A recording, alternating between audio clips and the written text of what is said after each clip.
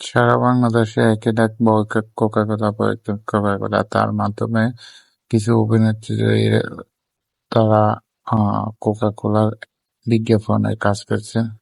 সাথে সাথে সারা বাংলাদেশের মানুষ এই অভিনেত্রীদেরও বয়কটের ডাক দিয়েছে।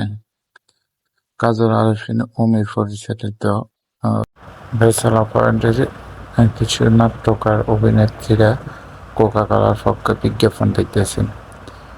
কিন্তু এই বিজ্ঞাপনের কারণে তাদের লাভের চেয়ে ক্ষতির সংখ্যা বেশি হয়ে দাঁড়াচ্ছে।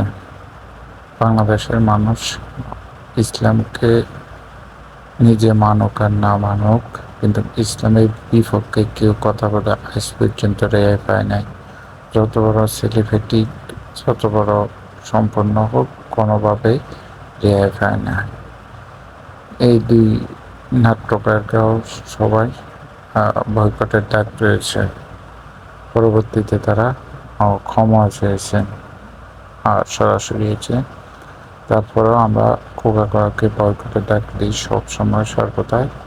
বাংলাদেশের মানুষ কোকা-কোলা খাবে না, কোকা-কোলা নিষেধ।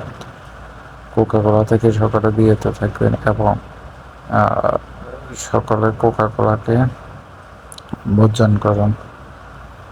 এই বিজ্ঞাপনে তারা দেখানো হয়েছে কোকা-কোলা দেশে তৈরি হচ্ছে, এটা দেশের সম্পদ। আসলে এটা দেশের সম্পদ না, এটা হচ্ছে ইসরায়েলের সম্পদ। ইসরায়েলে এগুলো বানায়, ইসরায়েলে পরিচালনা করে, সম্পূর্ণ ইসরায়েল হাতে। এখান থেকে যদি আপনি কিছু ক্রয় করেন, এখান থেকে ইসরায়েলের পার্সেন্টেজ হিসেবে কমিশন পায়।